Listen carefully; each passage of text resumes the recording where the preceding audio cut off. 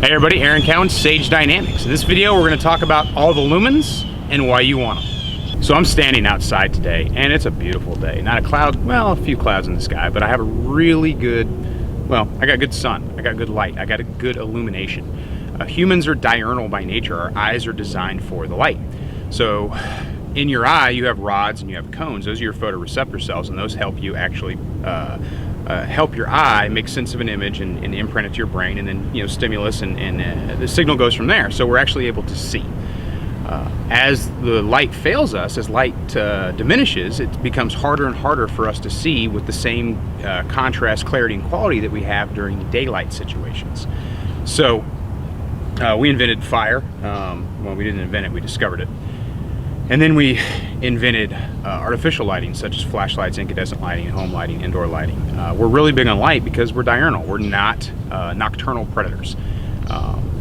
Cats, dogs, and other night creatures, I guess you could say, or creatures that are more attuned to the night, they have what's known as a tapetum lucidum in their eye, which as the light comes in, it acts as a reflector, so it gives the light a second chance to supercharge those rods and those cones, mostly the rods, and that allows them to see gray at night. We don't have that, but that tapetum lucidum is the reason when you shine a light in a cat's eyes, they shine back. They have very, very good adapt night vision. Humans don't. So we've come up with devices to counteract that. Now, when we talk about lighting conditions, and this is a little scientific, but it's important to the discussion, we have three general lighting conditions that we want to talk about. We have photopic, which is what we're in right now, daylight. You can see, you have high contrast, color, clarity everywhere you look. Then you have mesopic light, which is kind of that twilight situation. If you're like, say you're driving down the road and it's twilight, the sun has just set or the sun hasn't risen yet, but there's some ambient lighting, it's mostly just shadows, and you still can't see very well, so you turn your headlights on and they don't do anything.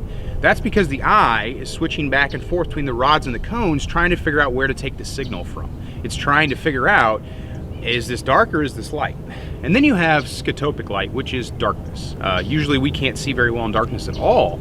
We can see movement, but we can't see color, and it's hard for us to discern fine detail. So the more scotopic an environment is, the more likely it is that we're going to need some sort of outside aid to see color, such as a flashlight. So artificial light has three general uses. We have navigation, we have searching, and we have control. Control usually factors into that whole self-defense aspect of light, but that's not the only thing we're going to use light for, because we're probably much more likely to use light for administrative purposes such as navigation and searching than you are going to use it for self-defense. But it's important to have the most lumens possible for self-defense situations. And of course there is that school of thought that thinks that there's that number, you can't go past an X magic number of lumens or your light's too bright and it will be detrimental to you, which I'm going to get to. But first let's talk about lumens as a word. Lumens is it's an actual descriptive term for a metric on the light, but has become kind of an industry standard as to sell flashlights. The higher the lumen number, the more people think they're getting, and that's somewhat true. Lumens measures the maximum intensity of a light. So 1,000 lumens that's that maximum intensity of the light. Candela, which can be a more important number depending on how pedantic you are, measures the focused intensity at a point. So with a flashlight, we have the cornea or the border, and then we have that hot spot. I want the most candela possible in that hot spot. Self-defense focused lights, utility focused lights like Surefire and Streamlight and some of the others, they're very self-defense focused or application focused with the design of their beams, so candela doesn't really become a huge issue with them because lumens doesn't necessarily equal candela, but if it has 1,000 lumen rating, chances are the candela at your hotspot is going to be really good also. When I first got into instructing, especially one of the first low light classes I did, I was very surprised by how many people by nature didn't just carry a flashlight with them every single day of the week. Not as a self-defense thing, as a tool. We see people's EDCs today, and I see guys with guns, spare mags, and knives, and their wallet, and their bracelet, and their watch, and their tourniquet, but I don't see a handheld light, and there isn't a light on the weapon. Now, we want a handheld. We have to have a handheld light. A weapon light is also really good, which I'm going to talk about in a future video, but it isn't, I wouldn't consider 100% necessity, although there is some very, very strong advantages to having one if it's time to draw the gun out and use it. That handheld light should be as commonplace to your EDC as your wallet, because there are so many situations you can find yourself in where, and I'm not even speaking self-defense minded, we're talking strictly just giving myself data. being able to gather information in varied lighting conditions as quickly as I possibly can without having to wait for my eye to naturally acclimate to the environment, that the flashlight just makes sense. And I don't understand why more people don't just like, hey, I gotta have a flashlight, that's part of my EDC, so if I'm gonna do cool guy Instagram pics or whatever, I need to make sure I got a cool flashlight too. And if that's what it takes to get people to start carrying flashlights, that's great, but if you carry a gun, you should have a handheld flashlight. So now that I've kind of laid the foundation for the video, the topic of the video is all the lumens. Why do we want all the lumens? Well, that's exactly what we're going to start talking about now. In what situation do I need less data?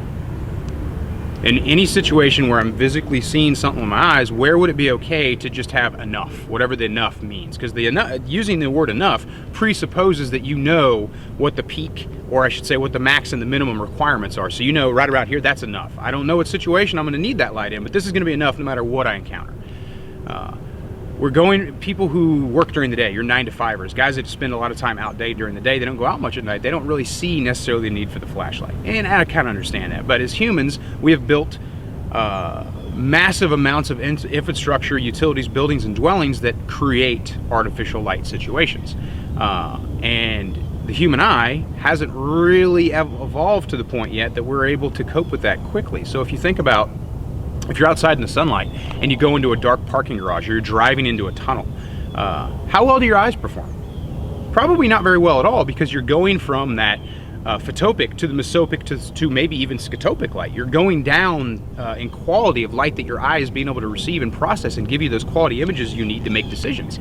So if I'm going from a very well lit room into a dark room, my eyes are going to be at a disadvantage. Just simply having a pocket light, boom, now I can see, not a big deal. Now if there's a light switch and it's not a threatening situation or it's not self-defense focused, obviously I can just flip that switch and that's great. But we don't always have that luxury. So just for the sake of simple navigation from light to dark, I want to have a light source that allows me to gather data before, or without having to wait, I should say, for my eyes to naturally accumulate to that darkness, because that takes time. Now, camera lens is much more sensitive than the human eye. As you can see, it acclimates and reaccommodates very quickly to changing light conditions. This is something you can obviously verify for yourself. Your eye does not accommodate this quickly. Cameras often give us an imperfect view of the lighting conditions in a room, so making a video in low light is actually kind of difficult. But beside the point, just panning around this room, you can see how fast the camera lens changes and refocuses and reacclimates to the lighting that's available based on where light's coming from. But one area that the camera can't see into is this hallway, and the human eye is exactly no different. So talking about our potentially dark and scary hallway, most of you probably don't go out in environments like this, but this lighting condition can exist anywhere. What we're looking at is where I'm standing right now is what I consider mesopic light. It's twilight. My eye is trying to reconcile between brightness and darkness and trying to figure out which direction I need to go in. The hallway is scotopic light. That's darkness. If I look in there and I try to and my eyes acclimate to that environment, I lose my ability to see color and I lose my ability to pick up fine detail. The other side of the doorway, we have mesopic light again. So what we have here is a photonic barrier. Mesopic, scotopic, mesopic. So the scotopic light, this hallway, is a photonic barrier, which it actually can be difficult for flashlights to overcome based on their brightness. And I'll demonstrate that right now. This particular handheld is 110 lumens. So I'll get back and go ahead and shine it. This is 110 lumens. Now, you're able to get some data, but as you can see, the fact that I'm having to push through a photonic barrier and it's being backlit by a photonic barrier, it makes the light, well, the quality is just not that good. Now, stepping up to 500 lumens, I get a lot more data. I get a little bit of backsplash off these walls, but that's just from the spill of the beam. So I'm not so worried about that, especially since I'm projecting this beam from mesopic light. Now, if I step it up even further to 1,000 lumens, I'm able to illuminate much more of what I'm trying to look at, gather really good, clean data. That's pretty bright, right? Light reflecting off of a white wall. This is where the argument is usually made for you only want a certain amount of lumens, because guys are like, well, I'm going to blind myself.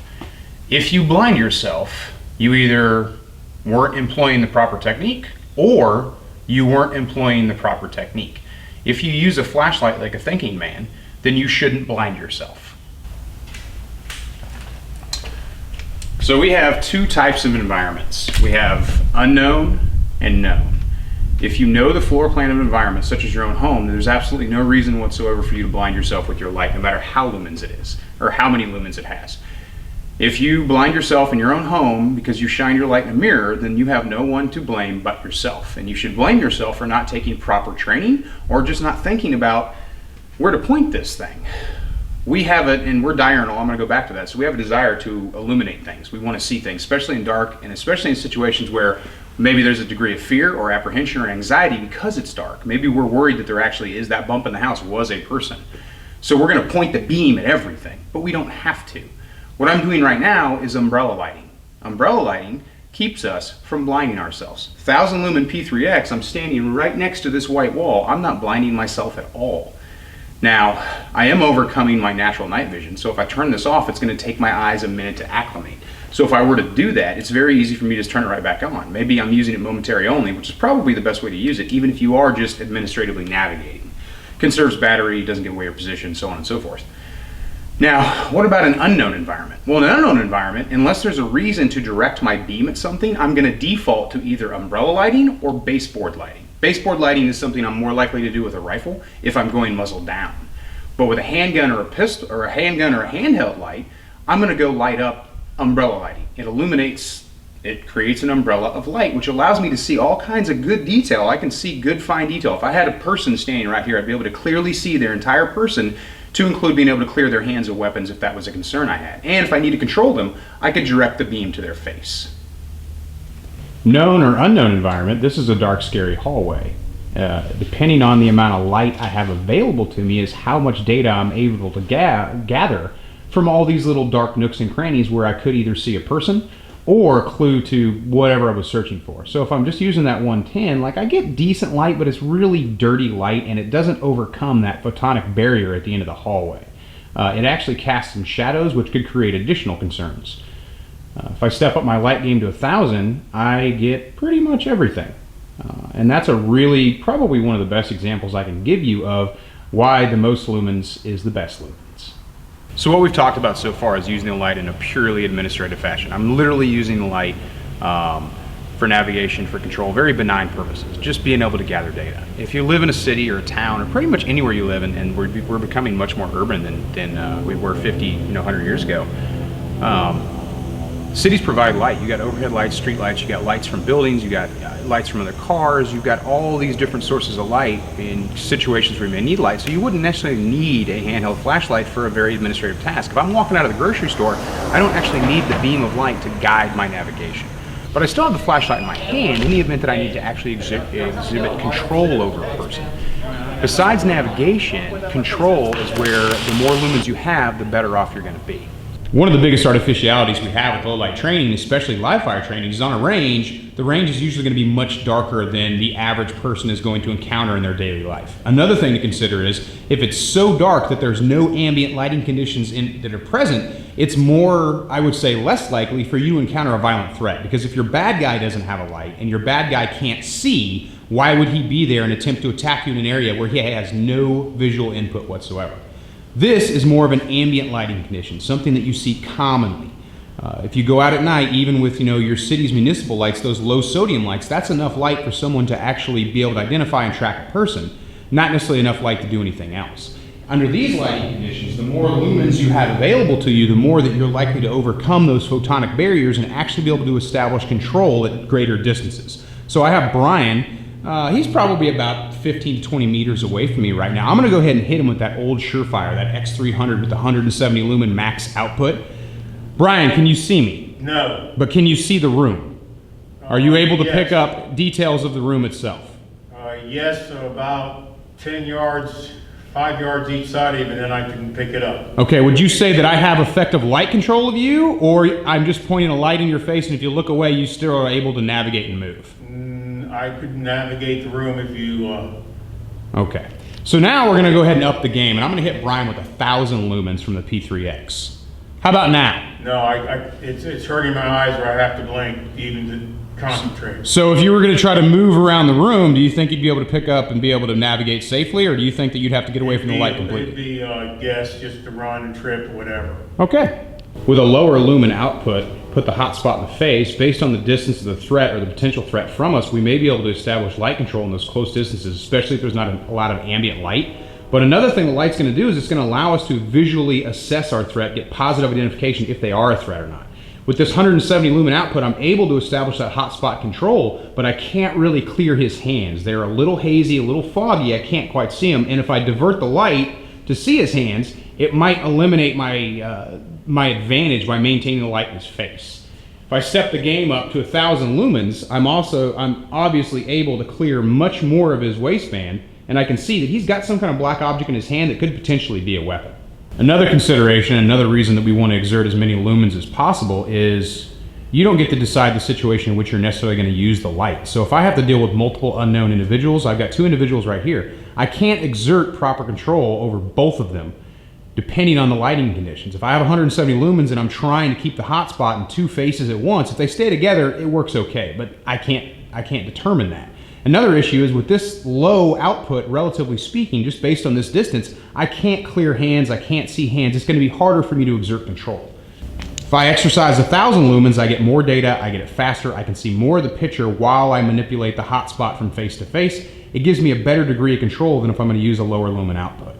One of the things that comes up a lot in the use of light, and one of the reasons that a lot of people don't want to use weapon-mounted lights, is they say, oh, the bad guy shoots at the light. Right now you can see me. So if there's no darkness, the bad guy would just shoot at me. He would actually physically, knowledgeably target my human form, my body. He wouldn't be shooting at something I was showing him. So in this, what we're basically, this is photopic light. This is really good ambient light. I'm able to read, I'm able to see fine detail in objects. This is the kind of light that you have in daylight. This is the lumens that we want if we can get them, but it's better when we control them. Because right now, if a bad guy was to engage me, he would be targeting me. But if there's no light, he only gets to see what I show him, so I control his visual input. If I turn a light on, he's able to see the light, he'll shoot at the light. Completely understood. But instead of shooting at me, he's actually shooting at the light. So if I employ proper light techniques, he's not actually able to target me. So here we are again, out in the light. We're back to our natural condition, the condition that our eyes like the most. We like light.